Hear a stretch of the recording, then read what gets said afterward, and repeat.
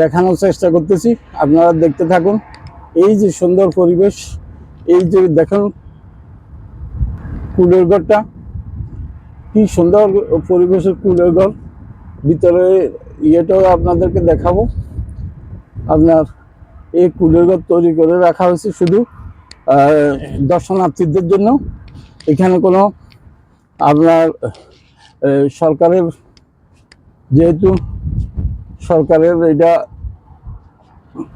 Garden, সরকার নির্ধারিত কোনো ফি নাই, কোনো ইয়ে নাই।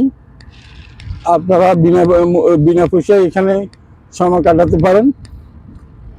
আর কেমন পরিষ্কার পরিচ্ছন্ন সেটা তো আর বলার অপেক্ষা রাখে না। এই ছোট ছোট কুলের ঘরগুলোতে আসেন, সন্ধ্যা হলে লাইটের ব্যবস্থা রাখা হয়েছে সরকারিভাবে, এবং সৌন্দর্য আর কোনো আপনার এখানে তুলনা হয় না। আপনাদের সময় কাটানোর জন্য আপনারা যখন খুশি চলে আসতে পারেন এখানকার সৌন্দর্য উপভোগ করার জন্য। আপনারা আপনাদের সময় কাটাতে পারেন বাচ্চাদেরকে নিয়ে, এবং নিজেরা এককভাবে আসি। এই যে সুন্দর একটা পরিবেশ, এই যে আপনার গাছ লাগিয়ে রাখা হলো, এগুলা ওমান সরকার 2000 সালের পর থেকে আরবে আর সবুজ অরণ্যের যেই প্রকল্প হাতে নিয়েছেন, সেই প্রকল্পের মাধ্যমে এগুলো করা। এই সৌন্দর্য সব এইগুলা, এই ছোট ছোট কুলের ঘরগুলো আরো সৌন্দর্য বৃদ্ধি করে নিল এখানকার পরিবেশের। আপনারা এখানে আসতে পারেন যে কোনো মুহূর্তে, এসে নিজেদের আনন্দ উপভোগ করতে পারেন।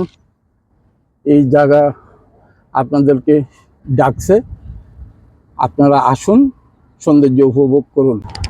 আমার চ্যানেলটা সাবস্ক্রাইব করবেন এবং ফলো করবেন, আমাকে লাইক কমেন্ট শেয়ার করবেন। আশা করি আপনাদের কাছে আমার এটাই অনুরোধ। দেখুন আপনারা এই যে সৌন্দর্য, কীভাবে সৌন্দর্যগুলো বর্ধন করে আমি দেখানোর চেষ্টা করব ক্যামেরার চোখে। এই যে এখানে বসার জন্য আপনার করলো,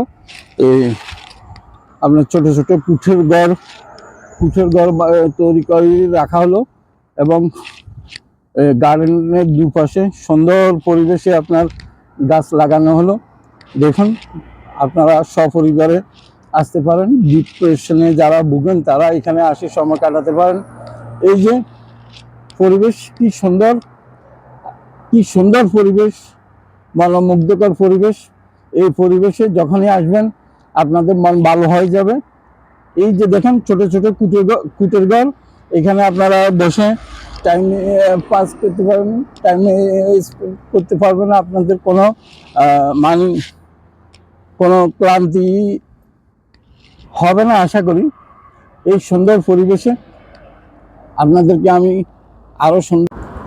বন্ধুরা আমার ভিডিও দেখতে থাকুন এবং আমাকে সহযোগিতা করুন, এবং লাইক কমেন্ট শেয়ার দিয়ে আমার পাশে থাকুন এবং উৎসাহ প্রদান করুন। আল্লাহ হাফেজ।